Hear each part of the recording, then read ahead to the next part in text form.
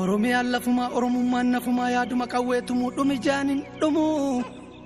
barra waan qabu waliin qaba waan dhabu waliin dhaba kana yaantummaa qabu hin eeginaa hin cabu barra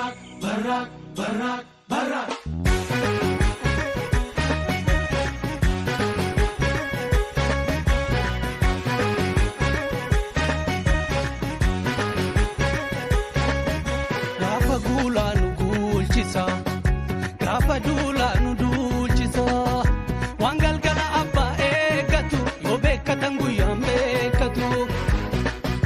goonni diinaan girree bu'a gaafa xiiqii sabaaf du'a gaafa roorro ilmi dhiiraa gaafa xiiqii ilmi dhiiraa xiyyaara qabsoo keenya hayyootatu bararsee beensilli isaa dhiigaa gongubee lafeetti cabsee mul'is gadaa Mustafa Harawee qabsoo sirbaa fi dhukaasa qawwee eebbisaafus maayyoo hirmiin ba'ame bakka laaf jireenyaa iyyaan dhabame biddeen lafee daadhii baaburatti daaksifame ittoo foona caalu hundeessaatiin godhame hin nyaannu jiraan du'aan oodee nuti hima baafanna gumaa koodee walee normaa sirna ofiif kaatti dhalee maalimaa wajjin kaatti.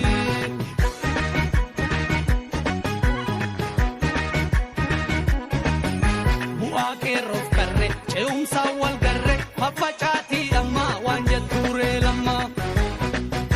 shanee fi abaa'oo OLF fi kafaa'oo hin barreenaa bartuu Oromoodhaa martuu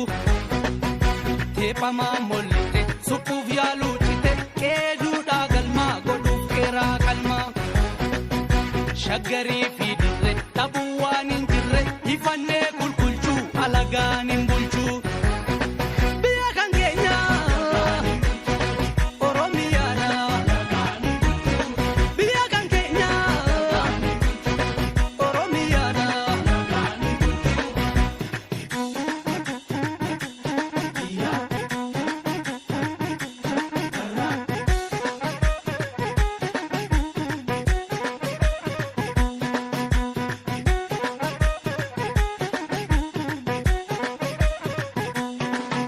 Gaafa guulaanu guulchisa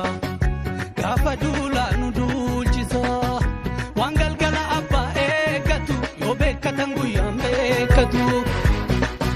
goonni diinaan girree bu'a gaafa xiiqii sabaaf du'a gaafa roorro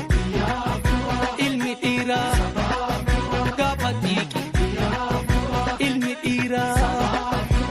namni Oromoo taatee qawwee ormaa baattee si gaafata seenaan yoo saba kee waraantee Mustafa Hussein ta'ii ofiin beeki waraana baattee uummataan eegi badhoofdoo soolee akeeka kaffaaloo miilatti dhabuu beeka abbaan gadaa beenuu bishaan mataa yaa'a dhaabota waliin laalaa sabaaf turreekaa diddan Oromoo manni lama beeka manneenidhaaf mana kiraa deegaa kun dagala kun biyya ormaa keessa walitti qaba harka'ee wal keessa.